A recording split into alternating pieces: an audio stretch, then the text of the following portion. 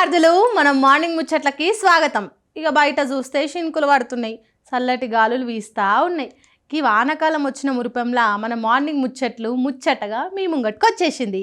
పొద్దుగాల పడే ఈ వాన జల్లులతో మనసు ఉల్లాసంగా ఉంచే స్ఫూర్తి మాటలు ఒక పక్క, రోగాలు రాకుండా ఉండనీకే ఒంటి గట్టితనాన్ని ఇచ్చే హెల్త్ అండ్ ఫిట్నెస్ ముచ్చట్లు ఇంకో పక్క రెడీగా ఉన్నాయి. గట్లనే ఈ చల్లటి వాతావరణానికి వేడిగా నోటికి రుచినిచ్చే స్మార్ట్ బ్రేక్ఫాస్ట్ ముచ్చట్లు, వానాకాలంలో మరింత అందంగా మెరిసే మన తెలంగాణ కోటలు, మట్టి వాసనల వెనుక దాగున్న పాతకాలం నాటి హెరిటేజ్ అండ్ కల్చర్ ముచ్చట్లను మీ ముంగట్కి తెస్తున్నాం. లేట్ చేయకుండా ఇయాల్టి మన ముచ్చట్లను షురు చేద్దామా? ఇప్పుడు మన భారతీయ చరిత్రలోనే ఒక మర్చిపోలేని ముచ్చటైన రోజు గురించి మాట్లాడుకుందాం. కోట్లాది మంది రాముని భక్తులు చాలా ఏండ్ల నుంచి ఎప్పుడెప్పుడా అని కండ్లల్లో ఒత్తులేసుకొని ఎదురు చూసిన గడియలు 2020 ఆగస్టు 5న నిజమైనవి. ఇక దేశ చరిత్రలోనే గదొక అత్యున్నతమైన రోజుగా నిలిచిపోయింది. మన దేశ ప్రధాని నరేంద్ర మోదీ స్వయంగా ఉత్తరప్రదేశ్లోని అయోధ్యకు పోయి పవిత్రమైన శ్రీరాముని జన్మభూమి దగ్గర అత్యంత వైభవంగా అధికారిక శంకుస్థాపన అంటే భూమి పూజ నిర్వహించిండ్రు. వైదిక మంత్రోచ్చరణల నడుమ సాధు సంతుల సమక్షంలో ఆ రోజు అక్కడ భూమి పూజ జరుగుతుంటే దేశమంతటా రాముని నామస్మరణతోని పండుగ వాతావరణం అల్లుకుంది. తరతరాల కళను నిజం చేస్తూ రాముల వారి గుడి నిర్మాణానికి వేసిన తొలి అడుగు అయోధ్యలో చెప్పలేని సందడి నెలకొంది. ఈ ముచ్చట్లతోని మీ మెదడుకు మీద పెట్టే క్వశ్చన్లు ఎట్లా ఉంటాయి కదా, పాండ్రవేదో చూసేద్దాం. మహారాష్ట్రలో సాయిబాబా కొలువైన పవిత్ర పుణ్యక్షేత్రం ఏది? A Nanded, B Shegaon, C Pandharpur, D Shirdi. మన ముచ్చట్లను లాస్ట్ దాకా చూడండి, లాస్ట్కి నేను ఆన్సర్ చెప్తా. ఇక ఇప్పుడున్న రోజులల్లా పొద్దుగా లేచింది మొదలు రాత్రి వండుకునే దాకా చేతిలో ఫోన్ లేకపోతే ముద్ద దిగట్లేదు, గింత పని నడుస్తలేదు. అవునా కాదా? అసలు ఈ టెక్నాలజీ అనేది మన బతుకులను ఎక్కడికో తీసుకెళ్తుంది. మరి ఈ టెక్నాలజీతో మనకు లాభాలు ఎన్ని ఉన్నాయి, తిప్పలు కూడా గానే ఉన్నాయి. మరి ఈ టెక్నాలజీ ఇంపాక్ట్ ఎట్లుంది, ఇది మనల్ని మంచి దారిలో పెడుతుందా లేక ఆగం చేస్తుందా, అవన్నీ చెప్పనీకే టెక్నాలజీ విషయాల్లో ఆరిదేరిన గొప్ప ఎక్స్పర్టు మన జేవి శ్రీరామ్ సారు ఇవాళ మనతోటి ఉన్నారు. శ్రీరామ్ సార్తో మాట్లాడి అసలు కథ ఏందో తెలుసుకుందాం పాండ్రి.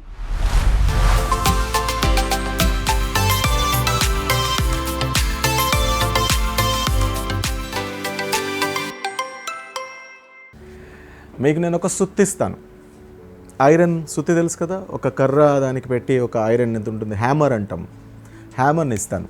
దాంతో మీరు ఏం చేస్తారు?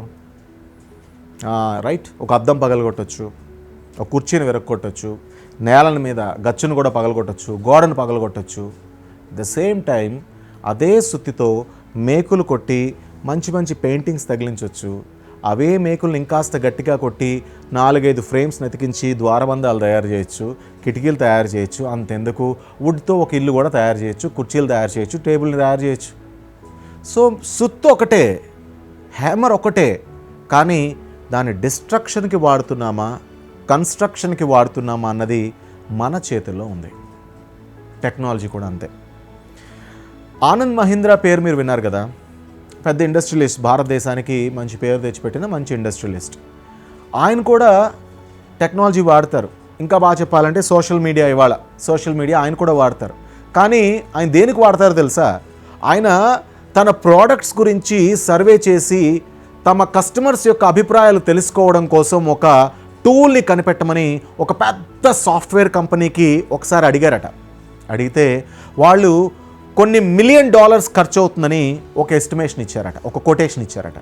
అది చూసి ఇన్ని $1 million ఖర్చు పెట్టాలా దీనికోసం అని ఆలోచించి ఆయన ఆగిపోయి, లేదు నేను R&D మీద పెట్టుకుంటాను ఈ డబ్బుల్ని, ఇంకాస్త మంచి ప్రోడక్ట్స్ని భారతదేశంలో ప్రజలకు అందించే ప్రయత్నం చేస్తాను అని చెప్పి ఆ డబ్బు పెట్టకుండా ఆగిపోయారట. అదే సమయంలో సోషల్ మీడియా బాగా ఎమర్జ్ అయింది. అప్పుడు ఈ సోషల్ మీడియాని చూడగానే ఆయనకు ఒక బ్రిలియంట్ ఐడియా వచ్చింది. నేను ఇంతకుముందు ఇలాంటిదే ఒకదాన్ని తయారు చేసి ఇమ్మని అడిగితే కొన్ని లక్షల కోట్లు అడిగారు వాళ్ళు, నేను దీన్నే వాడుకుంటానని ఆయన తన ప్రెజెన్స్ని, తనున్నానని తన ఉనికిని సోషల్ మీడియాలో ఉండే రకరకాల హ్యాండిల్స్, మీకు ఆ పేర్లు చెప్పక్కలే, మీ అందరికీ తెలుసు సోషల్ మీడియా హ్యాండిల్స్ ఏంటో, ఆ సోషల్ మీడియా హ్యాండిల్స్లో బాగా యాక్టివ్ అయిపోయారట. అయిపోగానే ఆయన్నే స్వయంగా ఈ కన్జ్యూమ్ చేసే కస్టమర్స్ అందరూ కాంటాక్ట్ చేయడం స్టార్ట్ చేశారు. ఈ వెహికల్లో ఈ ప్రాబ్లం ఉంది, మీ ప్రోడక్ట్లో ఈ ప్రాబ్లం ఉంది, మీ సర్వీస్లో ఈ ప్రాబ్లం ఉంది, మీరు ఇలాంటిది ఎందుకు చేయకూడదు, మీరు అలాంటిది ఎందుకు చేయకూడదని. అవన్నీ చూస్తూ ఆయన ఫ్రీగా ఎటువంటి ఖర్చు లేకుండా ఫ్రీగా సోషల్ మీడియాలో ఉంటూ తనకు కావాల్సిన వాటన్నిటినీ కూడా ఫాస్ట్గా పొందుతూ తన ప్రోడక్ట్స్ అన్నింటినీ కూడా విపరీతంగా మార్పులు చేసుకుంటూ కొత్త కొత్త ఇన్నోవేషన్స్ని కూడా అక్కడి నుంచి వచ్చిన ఫీడ్బ్యాక్ ద్వారా మార్చుకుంటూ తన కంపెనీ ఇంకాస్త ముందుకు తీసుకెళ్లే ప్రయత్నాన్ని దిగ్విజయంగా కొనసాగించగలుగుతున్నాను అని చెప్పారు. సో టెక్నాలజీని ఆయన ఇల్లు కట్టుకోవడానికి వాడుకున్నారు, ఇల్లు పగలగొట్టుకోవడానికి వాడుకోలేదు. క్రియేటివిటీ గురించి చెప్తున్నప్పుడు ఒక విషయాన్ని మీ ముందు ఉంచాను. సరాసరిన 7 గంటల పాటు ఇవాల్టి యువత స్క్రీన్ టైం ఈ స్క్రోల్ చేయడానికి ఆ వీడియో ఈ వీడియో ఈ వీడియో ఆ వీడియో ఇలా స్క్రోల్ చేయడానికి ఖర్చు పెడుతున్నారట 7 గంటలు. ఒక 80 ఏళ్ల మన జీవన ప్రమాణాన్ని తీసుకుంటే, ఒక 80 ఏళ్ళు మనం బతికామనుకుంటే ఇలాగే 7 గంటలు ఖర్చు పెట్టుకుంటూ పోతే 21 సంవత్సరాల సమయాన్ని కేవలం చూడడంలో గడిపేస్తున్నామని అర్థం. ఒక్కసారి ఇమాజిన్ చేయండి, ఈ 21 సంవత్సరాలని మీకోసం మీరు క్రియేటివ్గా ఇల్లు కట్టుకోవడానికి టెక్నాలజీని వాడుకుంటే ఎన్ని అద్భుతాలు చేసి ఉండేవాళ్ళు. చేస్తారు, ఎందుకంటే మీరు ఇంకా యంగ్స్టర్స్, ఇంకా ఏమీ మించిపోలేదు, మనందరికీ ఏమీ మించిపోలేదు. ఎప్పుడు మొదలెట్టినట్టే టెక్నాలజీని రైట్ వేలో వాడుకోవడం అనేది కదా కరెక్ట్ మ్యాటర్. సరే, ఇలా ఎవరైనా వాడుకున్నారా? ఇలాంటి ప్రశ్నలు మీరు ఖచ్చితంగా అడుగుతారు. విలియం అని మాలావీలో ఒక కుర్రాడు ఉండేవాడు, చిన్న పిల్లాడు పాపం. చదువుకోవడానికి స్కూల్కి వెళ్తే $80 ఫీజు అడిగారట. ఫీజు కట్టడానికి ఇంట్లో పేదరికం అడ్డొచ్చి డబ్బులు లేవని ఇంటికి వచ్చేసాడు. ఏం చేయాలో అర్థం కాలేదు. స్మార్ట్ ఫోన్ లేదు, కాకపోతే ఏదో ఒక పాత వీడియో చూడడానికి ఏదో ఒకటి దొరికిందట. అందులో వీడియోలు చూడడం, దానిలో వచ్చిన బుక్స్ చదవడం అవి చేస్తుండేవాడు. అయితే ఆ ఊర్లో పవర్ లేదు, నీళ్ల కోసం మోటార్ వేసుకోవడానికి పవర్ లేదు, నీళ్ల కోసం చాలా దూరం ప్రయాణించాల్సి వస్తుంది. ఏం చేయాలో అర్థం కాలేదు. ఇప్పుడు విలియం ఏం చేశాడో తెలుసా? తను చూస్తున్న వీడియోలు, తను చదివిన పుస్తకాల నుంచి ఒక చిన్న పాత సైకిల్ పార్ట్స్ అన్నిటినీ కూడా కూడదీసి ఒక అద్భుతమైన విండ్ మిల్ తయారు చేశాడు. విండ్ మిల్ మనకు చూస్తుంటాం కదా, ఫ్యాన్లా ఉంటుంది, పెద్ద తిరుగుతుంటుంది, దాని ద్వారా పవర్ జనరేట్ అవుతుంది. ఆ ఒక్క విండ్ మిల్ విలియం ఇంటినే కాదు, మొత్తం తన విలేజ్ని, ఆ చిన్న విలేజ్ని వెలుగులతో నింపేసింది. టెక్నాలజీని ఎలా వాడుకున్నాడు? 7 గంటలు కన్జ్యూమర్గా వాడుకున్నాడా, స్క్రోలర్గా వాడుకున్నాడా, క్రియేటర్గా వాడుకున్నాడా? ఎన్ని కేసెస్ లేవు మన దగ్గర. అలా మీ స్థాయిలో, మీ పరిధిలో మీరేం చేయొచ్చో ఆలోచించండి. మనం 7 గంటలు కన్జ్యూమ్ చేసి 21 సంవత్సరాల సమయాన్ని వృధా చేసుకుంటామా? ఇందులో కన్జంప్షన్ తగ్గించి క్రియేషన్కి ఎక్కువ పాటిస్తామా? చెప్పా కదా సుత్తి స్టోరీ. సో సుత్తిని ఎలా వాడుతున్నాం అనేది ఇక్కడ కీలకం. ఇంతకుముందు మనం చెప్పుకున్నట్టు నాసాకి వెళ్తున్న విద్యార్థులు ఎంతోమంది, నాసాకి లెటర్ రాస్తున్న విద్యార్థులు ఎంతోమంది, మన ఇస్రోకి లెటర్స్ రాస్తున్న ఎంతోమంది విద్యార్థులు చిన్న శాటిలైట్లను తయారు చేశారు తెలుసా మీకు? ఆ శాటిలైట్లన్నీ కలిపి ఒకసారి మన ఇస్రో ప్రయోగించి ఆ శాటిలైట్లన్నింటినీ ఒకసారి కక్షలోకి కూడా ప్రవేశపెట్టింది. వాళ్ళందరూ ఎలా ఈ శాటిలైట్లను తయారు చేశారు? ఇదే టెక్నాలజీని వాడుకొని, టెక్నాలజీని రైట్ వేలో వాడుకున్నారు. వాళ్ళందరూ ఒకేసారి ట్రైన్ అవ్వలే. అక్కడ వీడియోలు, ఇక్కడ వీడియోలు, అక్కడ కాంటెంట్, ఇక్కడ కాంటెంట్, అక్కడ పుస్తకం, ఇక్కడ పుస్తకం, ఆన్లైన్లో చదువుకొని కొన్ని లక్షల పుస్తకాలు ఉన్నాయి ఆన్లైన్లో అవైలబుల్గా. ఏ పుస్తకం చదువుతున్నాం అనేది మన చేతుల్లో ఉంది. ఒక క్రైమ్ నావల్ చదువుతున్నారా, ఒక సైన్స్ ఇన్నోవేషన్ చదువుతున్నారా, ఒక రొమాంటిక్ కథ చదువుతున్నారా, లేదా అంటే ఒక ఇన్స్పిరేషనల్ స్టోరీ చదివి దాని ద్వారా మీరు ఇన్స్పిరేషన్ పొందుతున్నారా? తేడా లేదా? సో రెండింటినీ ఎలా వాడుకుంటాం అనేది మన చేతుల్లోనే ఉంది. నిజమే, మనకి హార్మోన్స్ ఉన్నాయి, ఐ అగ్రీ.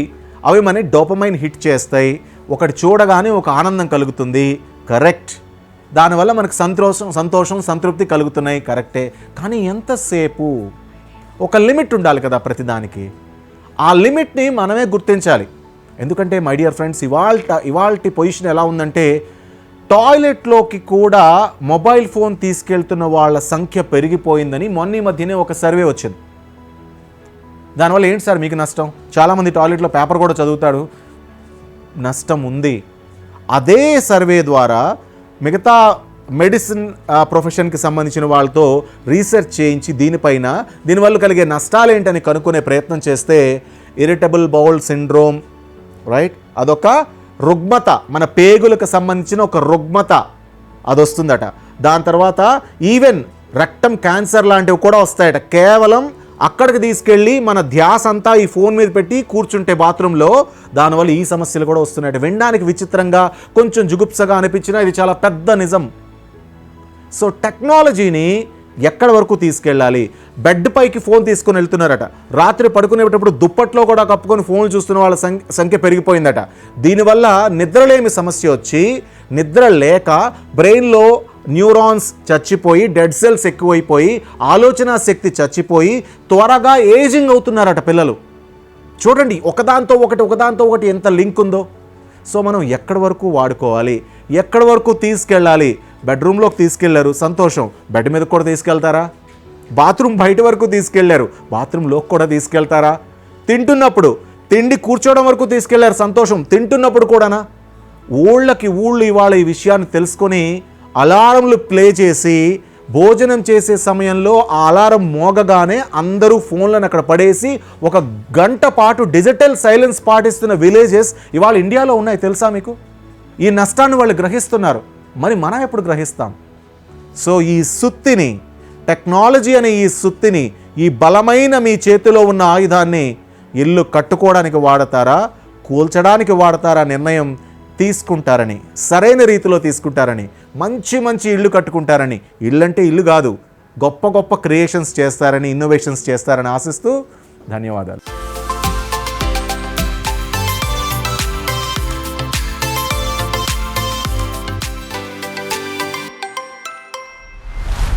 చూసిండ్రు కదా, టెక్నాలజీని మనం ఎట్లా వాడుకోవాలో, దానికి ఎట్లా బానిసలు కాకుండా ఉండాలనో మన ఎక్స్పర్ట్ జేవి శ్రీరామ్ సారు మస్తు ముచ్చట్లు చెప్పిండ్రు.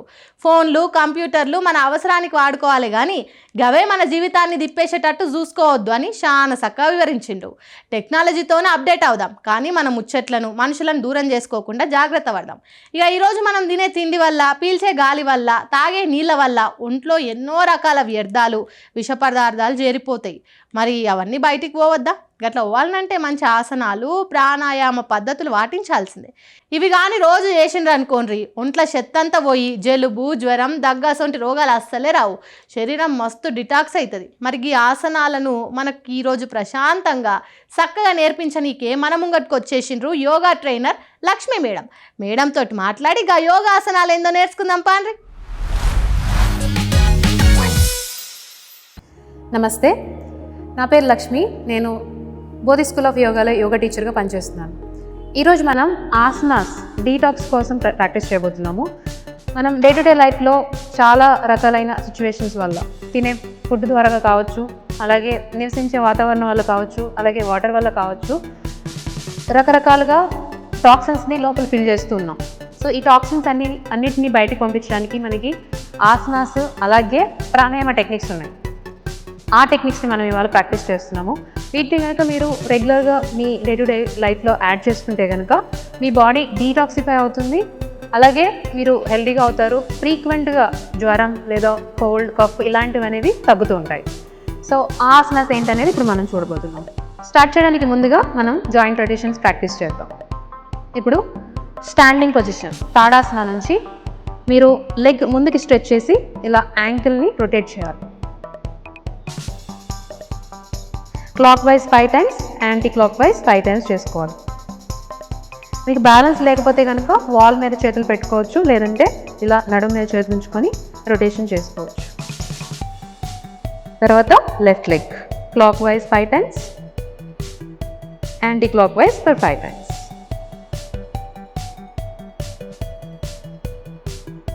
తర్వాత 2 చేతులను ముందుకి స్ట్రెచ్ చేసి ఇలా ఫిస్ట్ చేసుకోవాలి. ఇప్పుడు రిస్ట్ రొటేషన్స్ క్లాక్ వైజ్ ఒక 5 టైమ్స్, యాంటీ క్లాక్ వైజ్ ఒక 5 టైమ్స్ చేసుకోవాలి. తర్వాత 2 చేతుల్ని రొటేషన్ క్లాక్ వైజ్ ఒక 5 టైమ్స్, గాలి వదులుతూ హ్యాండ్స్ని ముందుకు తీసుకురావాలి, గాలి పీల్చుకుంటూ వెనక్కి. ఇప్పుడు రివర్స్ రొటేషన్ గాలి పీల్చుకుంటూ వెనక్కి, గాలి వదులుతూ ముందుకి.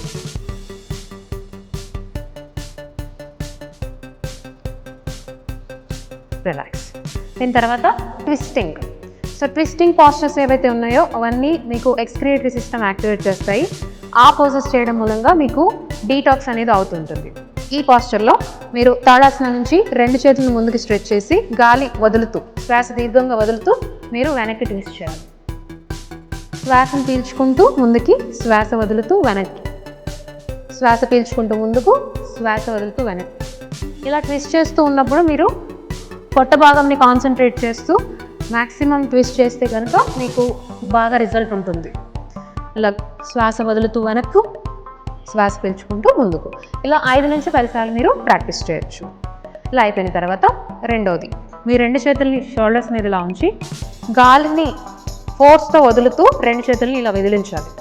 గాలి పీల్చుకుంటూ భుజాల మీదకి, గాలిని ఫోర్స్గా వదులుతూ సైడ్కి.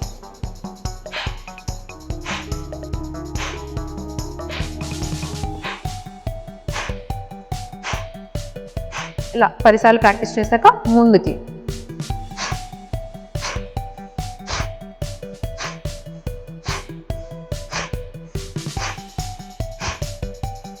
ఇలా ఒక 10 సార్లు. ఇలా ఈ 2 మీరు ఇంకో 2 సార్లు చేసుకున్నా కూడా మంచిది.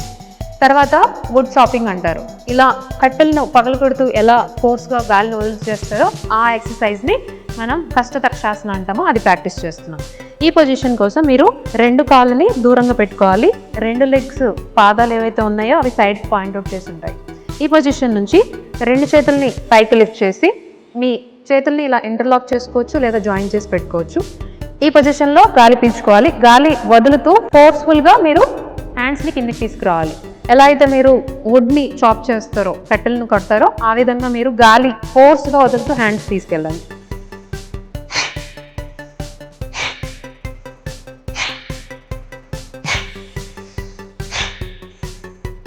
ఈ పొజిషన్ కనుక మీకు కష్టంగా అనిపిస్తే కనుక ఇదే ఆసనం కూర్చొని మలాసనాలో గాలి వదులుతూ ఇలా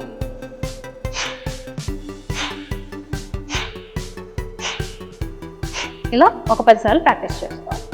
సో ఈ ఆసనాన్ని 2 విధాలుగా 20 సార్లు ప్రాక్టీస్ చేసుకుంటే కనుక మీకు మంచి రిజల్ట్ ఉంటుంది. దీని తర్వాత మెల్లిగా మ్యాట్కి ఫ్రంట్ ఎడ్జ్లో నిల్చోవాలి. గాలిని పీల్చుకుంటూ 2 చేతులను పైకి లిఫ్ట్ చేసి గాలి వదులుతూ ఫార్వర్డ్ బెండ్ చేయాలి. ఇలా ఒక 10 సార్లు గాలి పీల్చుకుంటూ పైకి, పొట్ట భాగాన్ని లోపలికి పుల్ చేస్తూ కిందికి వెళ్ళాలి. గాలి పీల్చుకుంటూ పైకి, గాలి వదులుతూ కిందికి. దీర్ఘంగా ఇన్హేల్, ఎక్సేల్.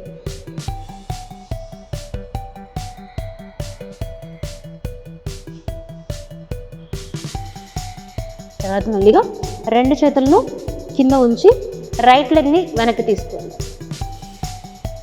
ఈ పొజిషన్లో మీరు ట్విస్టింగ్ 2 చేతుల్ని ముందు జాయిన్ చేసి మీ ఎల్బో ఏదైతే ఉందో చేతిని మోకాల మీద ఉంచాలి. ఇలా ఉంచి అప్పర్ బాడీని ఎంత వీలైతే అంత ట్విస్ట్ చేస్తూ మీరు పైకి చూడాలి. ఇలా ఎల్బో సీలింగ్ పాయింట్ అవుతూ ఉంటుంది. మీరు హిప్ని కిందకి పుష్ చేస్తూ సీలింగ్ వైపు చూస్తూ ఉండాలి. ఇలా 5 నుంచి 10 సెకండ్స్ హోల్డ్ చేసిన తర్వాత గాలి వదులుతూ 2 చేతుల్ని కింద ఉంచి ఇంకొక లెగ్, రైట్ లెగ్ ముందుకు తీసుకొచ్చి లెఫ్ట్ లెగ్ని మళ్ళీ వెనక్కి తీసుకెళ్ళి సేమ్ పొజిషన్ ఇంకొక లెగ్తో చేద్దాం. గాలిని వదులుతూ 2 చేతులను జాయిన్ చేసి చేతిని మోకాల మీద ఉంచి మీరు ట్విస్ట్ చేస్తూ పైకి చూడాలి. 5-10 సెకండ్ల తర్వాత 2 చేతులను కింద ఉంచి అధోముఖ శ్వానాసనం. ఈ అధోముఖ శ్వానాసనంలో ఇంకొక ట్విస్టింగ్ పోస్చర్. యాంకిల్ని, ఆపోజిట్ యాంకిల్ని పట్టుకొని బాడీని ట్విస్ట్ చేసి సీలింగ్ వైపు చూస్తూ ఉండాలి. ఈ పొజిషన్లో 5 నుంచి 10 సార్లు బ్రీతింగ్ తీసుకోవాలి.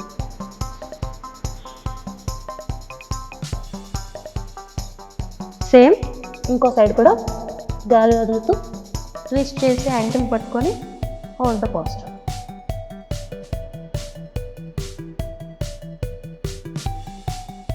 గాలి వదులుతూ అధోముఖ. ఇక్కడ నుంచి మెల్లిగా మీరు మలాసనాకి వాక్ చేస్తూ వెళ్ళాలి. మలాసనాలో కవాచలానం. 2 చేతులను ఇలా మోకాల మీద ఉంచి గాలి వదులుతూ మోకాల్ని కింద పెట్టి మీరు అప్పర్ బాడీ ట్విస్ట్ చేస్తూ వెనక్కి తిరగాలి. గాలి పీల్చుకుంటూ ముందుకి, గాలి వదులుతూ వెనక్కి, గాలి పీల్చుకుంటూ ముందుకు, గాలి వదులుతూ వెనక్కు. ఇలా ఇక్కడ మీరు అబ్డామిన్కి ప్రెషర్ క్రియేట్ చేస్తూ ఉంటే ఇది ఎక్స్క్రియేటరీ సిస్టమ్ యాక్టివేట్ చేస్తూ ఉంటుంది.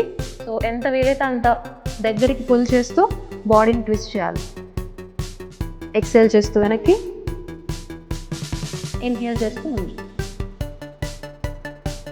ఎక్సేల్ చేస్తూ వెనక్కి, ఇన్హేల్ చేస్తూ వెనక్కి. 5 నుంచి 10 సార్ల తర్వాత మలాసన నుంచి మెల్లిగా అధోముఖ శ్వానాసనం వాకింగ్ చేస్తూ వెళ్ళాలి. మోకాళ్ళ కింద నుంచి చైల్డ్స్ పోజ్, శిశువాసనం.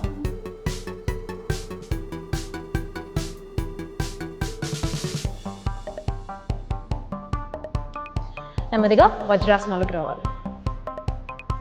ఈ పొజిషన్లో భస్త్రిక. ఇది కూడా మీకు బాడీ ప్యూరిఫై చేయడానికి, అలాగే మెయిన్గా లంగ్స్ని ప్యూరిఫై చేయడానికి యూజ్ అవుతుంది. ఈ ప్రాణాయామాన్ని మనం 3 రౌండ్లు 30 సార్లు ప్రాక్టీస్ చేయొచ్చు. మినిమంగా చేయాలంటే ఒక 10 సార్లు ప్రాక్టీస్ చేసుకున్నా సరిపోతుంది. సో ఈ ప్రాణాయామం ప్రాక్టీస్ చేయడానికి మీరు వజ్రాసనాలో కూర్చోవాలి. ఒకవేళ ఈ పొజిషన్ టఫ్ అయితే కనుక మీరు సుఖాసనంలో కూర్చోవచ్చు. ఇది చేయడానికి ముందుగా ఇలా లూజ్ ఫిస్ట్ని చేసి షోల్డర్స్ ముందుగా ఉంచాలి. మీ మోచేతులు ఏవైతే ఉన్నాయో అవి రిబ్ కేజ్కి దగ్గరగా ఉంటారు. ఈ పొజిషన్లో గాలి పీల్చుకుంటూ శ్వాస దీర్ఘంగా తీసుకుంటూ హ్యాండ్స్ పైకి లిఫ్ట్ చేయాలి. అలాగే ఫోర్స్ఫుల్గా వదులుతూ కిందికి తీసుకురావాలి. శ్వాస తీసుకుంటూ హ్యాండ్స్ పైకి, శ్వాస వదులుతూ కిందికి.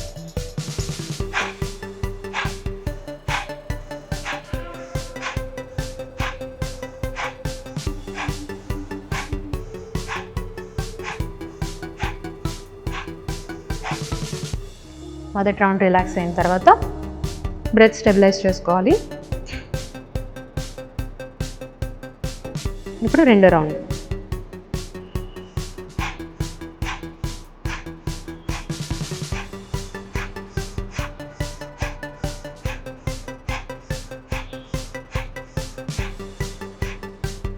రెండో రౌండ్ రిలాక్స్ అయిన తర్వాత బ్రెత్ స్టెబిలైజ్ చేసుకోవాలి.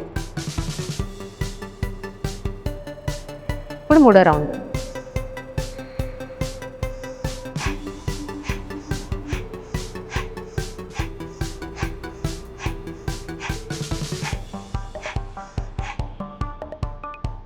రిలాక్స్. శ్వాస తీవ్రంగా తీసుకుంటూ వదులుతూ ఉండాలి.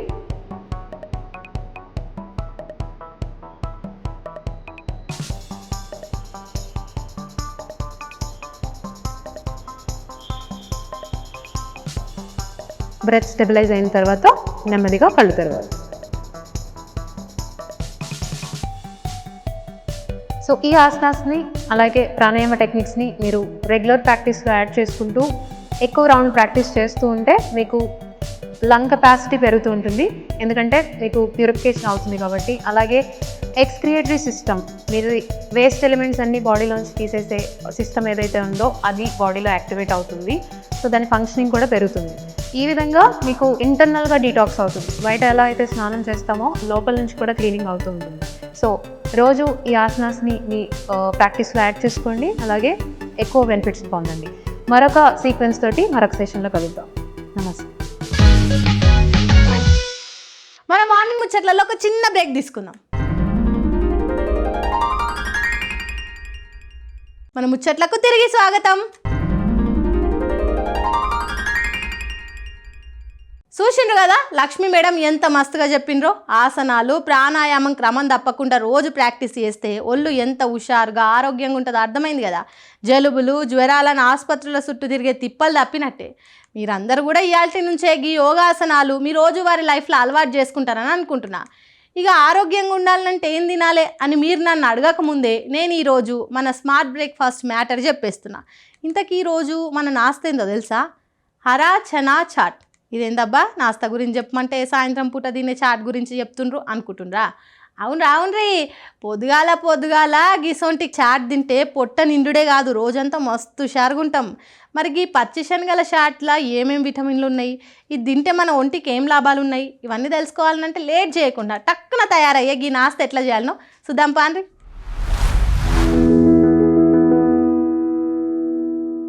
నమస్తే, ఈరోజు స్మార్ట్ బ్రేక్ఫాస్ట్ సెగ్మెంట్ని స్వాగతం. నా పేరు నిషిత. నేను క్లినికల్ న్యూట్రిషనిస్ట్ అండ్ డైటీషియన్. నేను expert in PCOD, diabetes, gut health and weight loss డయట్లో. సో ఈరోజు మనం గట్ హెల్త్కి సంబంధించిన మంచి రెసిపీ ఒకటి చూస్తాము. సో జనరల్గా గట్ హెల్త్ గురించి ఎక్కువ మందికి తెలీదు. సో గట్ అంటే మన డైజెస్టివ్ సిస్టమ్ అనమాట. మన బాడీలో మనం తిన్న ఫుడ్ నుంచి బయటికి వెళ్ళేంత వరకు మన గట్టే చూసుకుంటుంది. సో 70% ఆఫ్ ద ఇమ్యూనిటీ అనేది గట్ హెల్త్ నుంచే వస్తుంది. సో ఆ రెసిపీ వచ్చేసి హరా చనా చాట్. హరా చనా చాట్కి కావాల్సిన పదార్థాలు: సోక్ చేసుకొని బాయిల్ చేసి పెట్టుకున్న chana, green chillies, chaat masala, onion, salt, పుదీనా, lemon, coriander. So hara chana చాట్కి ఫస్ట్ మనం ఒక మిక్సీ జార్ తీసుకుందాము. ఈ మిక్సీ జార్లో కొన్ని చాప్ చేసిన కొత్తిమీర,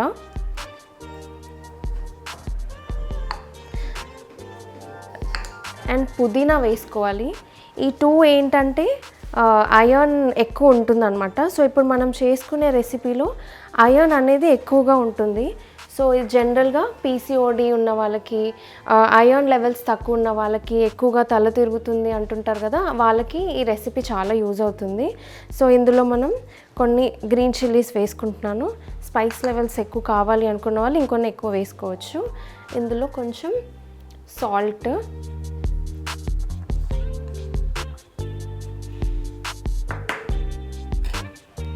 తర్వాత ఇది మిక్సీ పట్టుకోవాలి సాఫ్ట్ పేస్ట్ అయ్యేంత వరకు.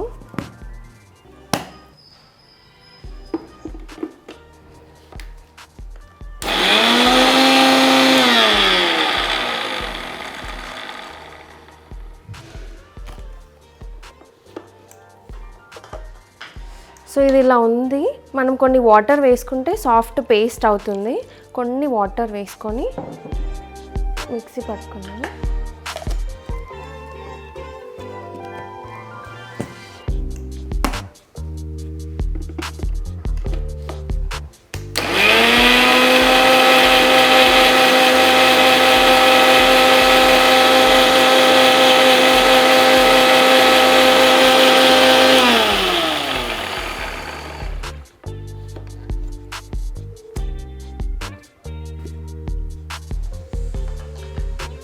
సో ఇప్పుడు ఇది సాఫ్ట్గా మంచి పేస్ట్ లాగా అయింది. ఇది పక్కన పెట్టుకుందాము. ఇప్పుడు ఒక బౌల్ తీసుకొని ఈ బౌల్లో ఓవర్ నైట్ సోక్ చేసి బాయిల్ చేసిన చెనా తీసుకుందాము. సో ఈ చెనాలో ఏంటంటే హై ఫైబర్ ఉంటుంది. ఇందాక చెప్పుకున్నాం కదా గట్ హెల్త్ అనేసి. గట్ హెల్త్ అంటే ఇప్పుడు మనకి ఎక్కువగా ఫైబర్ తీసుకుంటే మన గట్ హెల్త్ కూడా చాలా బాగుంటుంది. సో కొన్ని బాయిల్ చేసిన చెనా, ఇందులో ఇందాక మనం పేస్ట్ చేసి పెట్టుకున్నాం కదా పుదీనా, కొరియాండర్, చిల్లీస్ పేస్ట్, అది వేసుకోవాలి. ఈ పేస్ట్ వేసుకోవాలి. ఈ పచ్చిగా తినని వాళ్ళు స్పెషల్లీ కొన్ని హెల్త్ కండిషన్స్కి, కొంతమందికి యాసిడిటీ వస్తుంది, ఐబిఎస్ ఇలాంటి హెల్త్ కండిషన్స్ వాళ్ళకి పచ్చిగా తినలేరు. సో అలాంటి వాళ్ళు లైట్గా ఘీ ఆర్ బటర్ ఆర్ ఆయిల్ వేసుకొని సాటే చేసుకొని కూడా వేసుకోవచ్చు. సో ఇప్పుడు మనం హెల్తీగా చూస్తున్నాం కాబట్టి ఎక్కువ న్యూట్రియంట్స్ ఉండాలి కాబట్టి మనము ఈ రాగానే తీసుకుంటున్నాం అన్నమాట.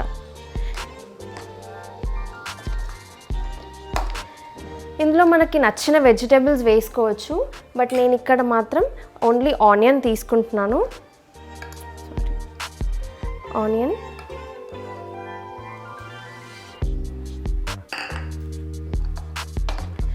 ఇవన్నీ మనకి గట్కి మంచి ప్రీ అండ్ ప్రోబయోటిక్స్ వస్తాయి. సో ప్రీ అండ్ ప్రోబయోటిక్స్ అనేది మన గట్ హెల్త్కి చాలా మంచిది. మనం కోవిడ్లో చూసా ఉంటాం కదా, ఇమ్యూనిటీ అని అందరూ అంటుంటారు. అసలు ఇమ్యూనిటీ వచ్చేసి గట్లోనే ఉంటుందన్నమాట 70%.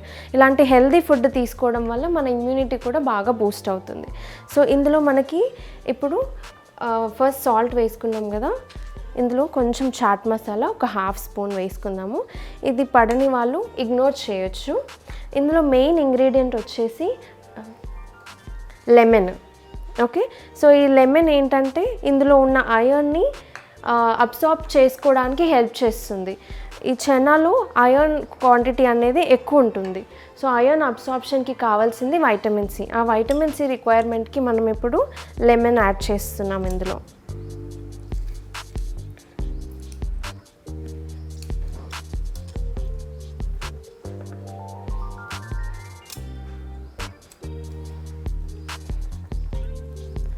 సో లెమన్ మనకు కావాల్సినంత యాడ్ చేసుకొని మిక్స్ చేసుకుందాము. సో ఇలా రాగా నచ్చని వాళ్ళు ఇవన్నీ కూడా సాటే చేసుకోవచ్చు. సో దట్ మనకి టేస్ట్ కూడా ఎన్హాన్స్ అవుతుంది. ఇందులో మనం టొమాటోస్, కొన్ని స్వీట్ కార్న్, మష్రూమ్ ఇలాంటివి కూడా వేసుకోవచ్చు. సో ఈ లెమన్ వేయడం వల్ల దీంట్లో ఉన్న న్యూట్రిషన్ అనేది చాలా బెటర్గా అవుతుంది అండ్ అబ్సార్ప్షన్కి కూడా బెటర్గా ఉంటుంది. అంతే. ఇప్పుడు దీన్ని ఒక సర్వింగ్ బౌల్లోకి తీసుకుందాము.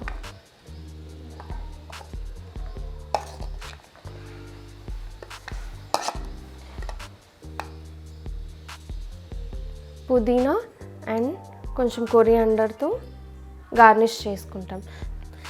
సో మనకి రెసిపీ రెడీ అయిపోయింది. High protein, high fibre, high iron ఉన్న గట్ హెల్త్కి బాగా సెట్ అయ్యే హరా చనా చాట్ రెసిపీ.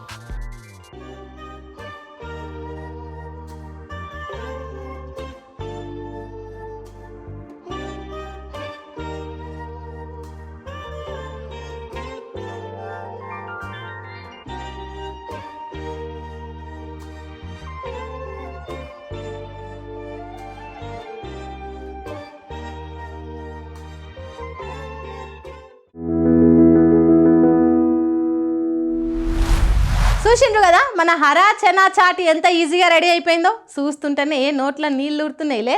పొద్దుగాలనే గింత టేస్టీగా కారంగా తీయంగా ఉండే నాస్తా మజానే వేరుంటుంది. ఇందులో మన బాడీకి కావాల్సిన బోలెడంత ప్రోటీన్లు, విటమిన్లు, పీచు పదార్థం మస్తుగా దొరుకుతాయి. పెద్దోళ్ళు, చిన్న పిల్లగాళ్ళు, ముసలోళ్ళని తేడా లేకుండా ఎవ్వరైనా కడుపు నిండా తినొచ్చు. మరి ఇంకెందుకు లేటు, మీరు కూడా రేపు పొద్దుగాలనే గీ హరా చనా చాట్ చక్కా చేసుకొని లటుక్కున తినేయండి, హెల్దీగా ఉండుండ్రి. ఇక మన పిల్లలు కాన్వెంట్ బడులకు పోయి ఇంగ్లీష్ ముచ్చట్లు చెప్తుండొచ్చు, కానీ అసలు మన తెలంగాణలో చదువుల ప్రస్థానం ఎక్కడ మొదలైందో తెలుసా? అప్పట్లో ఇప్పుడున్నట్లు బిల్డింగ్లు లేవు. మన గుళ్ళు గోపురాలే పెద్ద బడ్లు. ఆ గుటికల కింద కూర్చొని మనోళ్ళు ఓనమాలు నేర్చుకున్నారు.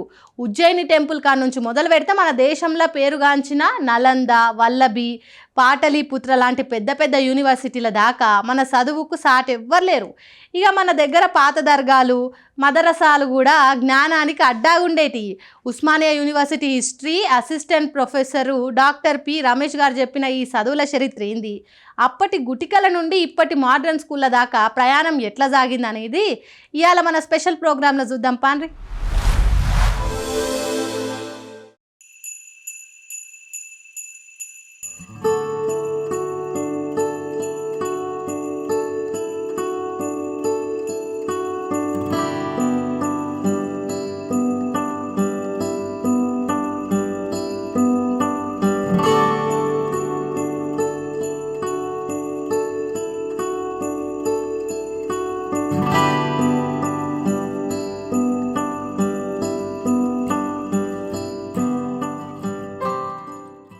నా పేరు doctor P Ramesh, assistant professor చరిత్రశాఖ ఉస్మానియా యూనివర్సిటీ. ఈరోజు మనము తెలంగాణ ప్రాంతంలో అంటే ఈ తెలంగాణలో ప్రాచీన కాలం నుంచి వెళ్ళి ఇప్పటి వరకు అంటే విద్యా వ్యవస్థ ఎలా ఉండింది, దానికి సంబంధించిన పూర్వపరాలు, దాని యొక్క ప్రత్యేకత గురించి మనం మాట్లాడుకుందాం. యాక్చువల్గా అంటే మనము విద్యా వ్యవస్థ ఎప్పుడు స్టార్ట్ అయిందని చెప్పుకున్నప్పుడు రాజ్యం ఏర్పడ్డప్పుడు ప్రధానంగా భారతదేశంలో అంతర్భాగంగా మగధ సామ్రాజ్యము, దాంతోపాటుగా ఉన్న షోడశ జనపదాల్లో భాగంగా ఈ ఏరియా మాత్రము అంటే తెలంగాణ ఏరియా తనకు ఒక ప్రత్యేకతను ఎట్లా అటాచ్ అయిందంటే మనకు అస్మక అనే జనపదం ద్వారా, ఆ అస్మక జనపదం ద్వారానే పోతన్ బోధన్ ఈ విషయాన్ని కూడా మనకు చాలా సంబంధించిన చాలా రకాల మన ఇన్స్క్రిప్షన్స్ అంటే శాసనాలు చెప్తున్నాయి. అంటే శాసనాల ప్రకారంగా మొదట్లో ఈ అస్మక జనపదం బోధన్ పోతన్ అనేదాన్ని మొట్టమొదటగా చారిత్రకంగా మనం పరిశీలించినట్లయితే ఈ ప్రాంతము, ఈ తెలంగాణ ప్రాంతము మౌర్య కాలంలో ఉండింది. మౌర్య కాలంలో ఉండింది అనే దానికి సంబంధించిన కౌటిల్యుడు రాసిన అర్థశాస్త్రంలో కూడా ఈ ప్రాంతం యొక్క ప్రత్యేకతను, దీని యొక్క అస్తిత్వాన్ని చెప్పడం జరిగింది. ఇది మనకు చారిత్రకంగా సంబంధించిన ఒక ఆధారము. అదేవిధంగా అంటే మౌర్య కాలములో మొత్తం రాజ్యంలో ఏ విధమైన విద్యా వ్యవస్థ ఉంది అని చెప్పుకుంటూ పోతుంటే ఆ రోజులలో కూడా మౌర్య కాలంలో కూడా గుడి అనేదే మొట్టమొదటి సంబంధించిన మనకు విద్యా వ్యవస్థ. ఆ తర్వాత ప్రత్యేకంగా అంటే అంటే మనం క్రీస్తు పూర్వం పోయినప్పుడు అంటే ఇండస్ వ్యాలీ సివిలైజేషన్ కానీ, వేదిక్ కల్చర్లో వచ్చిన వర్ణ వ్యవస్థ కానీ, లేకపోతే కుల వ్యవస్థ కానీ, లేకపోతే ప్రొఫెషనల్ బేస్ అదంతా వచ్చినప్పుడు కూడా మౌర్య కాలంలో రాజ్యం వచ్చింది కాబట్టి, రాజ్యం సంబంధించిన పరిపాలన వచ్చింది కాబట్టి ఆ పరిపాలన విధానాన్ని కౌటిల్యుడు తన అర్థశాస్త్రంలో చెప్పింది కాబట్టి, ఆ కౌటిల్యుడు చెప్పిన అర్థశాస్త్రంలో మన తెలంగాణ ప్రాంత అస్తిత్వం ఉంది కాబట్టి, దానికి గుర్తింపు ఉంది కాబట్టి అక్కడి నుంచి వెళ్ళి మనం విద్యా వ్యవస్థ తీసుకున్నప్పుడు ఫస్ట్ మన ఇల్లు ప్రాథమిక పాఠశాల అనుకుంటే అంటే గుడి అనేది మనకు తర్వాత పాఠశాల, ఆ తర్వాత గుడితోనే వారి గుళ్ళో జరిగిన అవన్నీ కూడా అంటే మల్టీ డైమెన్షనల్, అంటే మనకు హిస్టారికల్గా, తర్వాత కల్చరల్గా, తర్వాత రకరకాల సాంస్కృతికంగా కూడా ఇవన్నీ కూడా అక్కడ చెప్పబడేవి. ఆ గుడి తర్వాత ఏమైందంటే మనం మౌర్య కాలం తర్వాత వచ్చిన మన శాతవాహనుల కాలంలో కూడా ప్రధానంగా ఘటికలు ఏర్పడ్డాయి. అంటే గుడి ఉన్నప్పటికీ కూడా గుడి కూడా విద్యా వ్యవస్థకు పునాది అయినప్పటికీ కూడా తర్వాత వస్తున్న పరిణామాల్లో భాగంగా ఘటికా స్థానాలంటే ప్రత్యేకంగా ఈ విద్యను అందించడానికి ఆనాటి ఈ విద్యా వ్యవస్థ ఎలా ఉండదంటే మనకు సంబంధించిన మనోధర్మశాస్త్రం ప్రకారంగా, వేద సాహిత్యం ప్రకారంగా వేదాలు, వేదాంగాలు, ఉపనిషత్తులు, బ్రాహ్మణకాలు, అరణ్యకాలు అంటే మొత్తానికి వేద సాహిత్యాన్నే ఈ గుళ్ళో భాగంగా తర్వాత ఘటికలో భాగంగా చెప్పారు. అంటే ఎప్పుడైతే గుడి స్థానము ఒక దేవుడు నమ్మకాల నుంచి వెళ్ళిపోయినప్పుడు ఆ స్థానాన్ని ఫుల్ఫిల్ చేసిన ఈ ఘటికలు అనేవి ప్రధాన పాత్ర పోషించినాయి.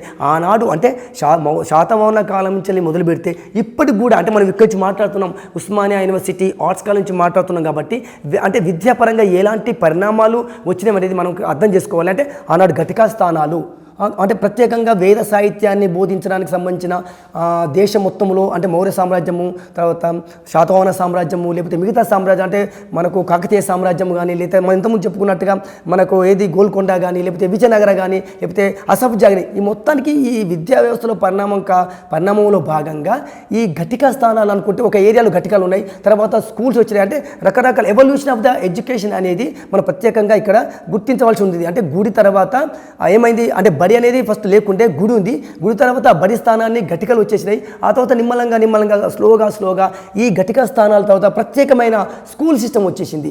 అంటే మనం మారుతున్న క్రమంలో ఘటికలు అంటే ఓల్డ్ ప్యాటర్న్లో ఘటిక అనుకున్నాం, ఘటిక స్థానాలు అనేది విద్యా కేంద్రాలు అనేది. దీనికి సంబంధించి మనం బ్రాడ్గా వెళ్ళినట్టయితే దేశం మొత్తంలో అంటే ఉజ్జయిని కానీ, తక్షశిల కానీ, పాటలీపుత్రం కానీ, నలంద కానీ, రకరకాల వల్లభి కానీ, ఇవన్నీ పెద్ద పెద్ద విశ్వవిద్యాలయాలు.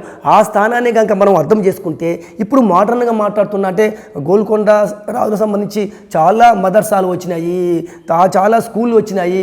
మన అంటే దర్గాలు, మదర్సాలు ఒక రకంగా ఎడ్యుకేషన్ను ప్రపోజ్ చేసినప్పటికీ కూడా ఆ స్థానం అక్కడికి పరిమితం అయిపోయినప్పటికీ ప్రభుత్వాలు అంటే అక్కడ అంటే రాజరిక ప్రభుత్వాలు కానీ, ప్రస్తుతం ఉన్న ప్రభుత్వాలు కానీ విద్యకు ప్రధాన పాత్రను అంటే ప్రముఖమైన స్థానాన్ని ఇచ్చుకుంటూ డెవలప్ చేశాయి. ఇదే క్రమంలో మనం ఇప్పుడు మాట్లాడుతున్నప్పుడు అంటే 1917లో ఈ ఉస్మానియా విశ్వవిద్యాలయాన్ని అంటే గత చరిత్రను కాక అవగాహన చేసుకొని, రాజుల చరిత్రను అవగాహన చేసుకొని తర్వాత వచ్చిన అంటే మనం అసఫ్జాయిల కాలంలో వచ్చిన ప్రధానంగా మీర్ ఉస్మాన్ అలీ ఖాను ఈ వ్యవస్థ ప్రత్యేకంగా తన హైదరాబాదు రాజ్యంలో ఎలాంటి విద్యా వ్యవస్థ ఉండాలనే ఆలోచనతో ఎడ్యుకేట్ కాబట్టి ఇక్కడ 1917లో ఉస్మానియా విశ్వవిద్యాలయం ఆర్ట్స్ కాలేజ్ స్థాపించారు. అంటే ఈ విధంగా మనం అంటే చారిత్రకంగా మనము ఘటికా స్థానాల నుంచి గుళ్ళ స్థానాల నుంచి ఏ విధమైన ఆధునిక విద్యా వ్యవస్థను మనము అందిపుచ్చుకుంటున్నాము. ఇదంతా కూడా అంటే రాజరిక పాలనలో అంతర్భాగంగా వస్తున్న పరిణామాల్లో భాగంగా విద్యా వ్యవస్థ ఉండే. అంటే నిజంగా విద్య అనేది చాలా అవసరం. అంటే విద్య అనేది మన యొక్క బతుకు తెరువును నేర్పుతుంది. అంటే ఏది కావాలి, ఏది కావద్దు, ఏది మంచి, ఏది చెడనే అంటే మనం ప్రాచీన కాలం నుంచి కనుక అవేర్ చేసుకుంటే ఒకసారి మనం పునఃసమీక్షించుకుంటే ఇలాంటి ఒక ప్రాసెస్ అనేది చాలా తప్పని పరిస్థితుల్లో ఉంచింది. అంటే యాక్చువల్గా విద్య లేకపోతే మనకు నిజంగా ఏది లేదు. అంటే తెలుసుకోవాలనే ఉత్సుకత అనేదే మనకు విద్యను నేర్చుకోవడానికి, విద్యను అందించడానికి ఒక ప్రధానమైన మూలకంగా మనం చెప్పుకోవచ్చు. చూసిండ్రు కదా మన తెలంగాణ గడ్డ మీద చదువుకు ఎంతటి చరిత్ర ఉందో. గుళ్ళలను మొదలైన అక్షరము దర్గాల అరుగుల మీద పెరిగి ఇవాళ విశ్వవిద్యాలయాల దాకా ఎదిగింది. డాక్టర్ పి రమేష్ గారు వివరించినట్లు మన పూర్వీకులు అప్పట్లోనే చదువును దైవంగా భావించిండ్రు. ఆ గుటికల కింద నేర్చుకున్న క్రమశిక్షణే ఇవాళ మనల్ని ఇంతటి వాళ్ళని చేసింది.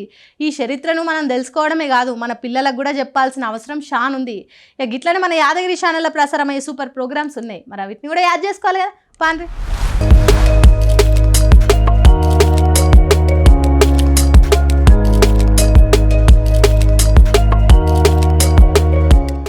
ఈరోజు దూరదర్శన్లో ప్రసారమయ్యే ముఖ్య కార్యక్రమాలు: ఉదయం 9 గంటలకు హాలీవుడ్ సినిమాలో భాగంగా 14 బ్లేడ్ సినిమా, ఉదయం 11 గంటలకు న్యాయ సలహాలు కార్యక్రమంలో కుటుంబ సమస్యలు, న్యాయ సహాయం గురించి న్యాయవాది డాక్టర్ టి విజయ్ భాస్కర్ గారు వివరిస్తారు.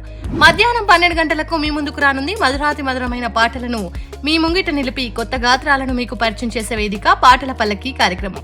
ఈ రోజు మధ్యాహ్నం గండర గండెడు సినిమా, కాంతారావు ప్రధాన పాత్రలో నటించిన ఈ సినిమా మధ్యాహ్నం 2 గంటలకు.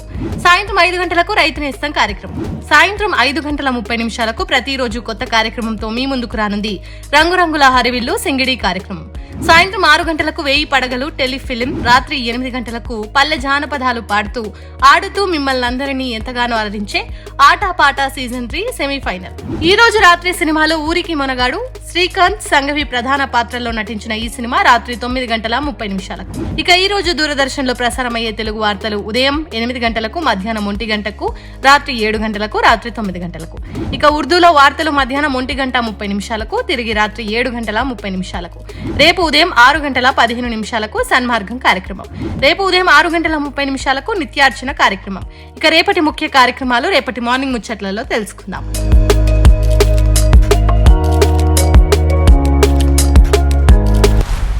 మన మార్నింగ్ ముచ్చట్లు షురు అయ్యే ముంగట అడిగిన క్వశ్చన్ని నేను మళ్ళీ అడుగుతున్నా, మంచిగా నుండి. మహారాష్ట్రలో సాయిబాబా కొలువైన పవిత్ర పుణ్యక్షేత్రం ఏది? దీనికి options: A Nanded, B Shegaon, C Pandharpur, D Shirdi. దీనికి సరైన సమాధానం వచ్చేసి డి షిరిడి. ఇక నేను తీసుకొచ్చిన ముచ్చట్లు మంచిగా ఉన్నాయి కదా. మన మార్నింగ్ ముచ్చట్ల ప్రోగ్రాం గురించి మీ సలహాలు సూచనలు మాకు మెయిల్ చేయండి. మా మెయిల్ ఐడి చెప్తున్నా, programs.ddiyadagiri@gmail.com. ఇట్లానే రేపు మళ్ళా పొద్దుగాలు వచ్చే మార్నింగ్ ముచ్చట్లలో కలుద్దాం. అప్పటిదాకా జరంత పైలం చూస్తూనే ఉండరు మన DD యాదగిరి ఛానల్ను.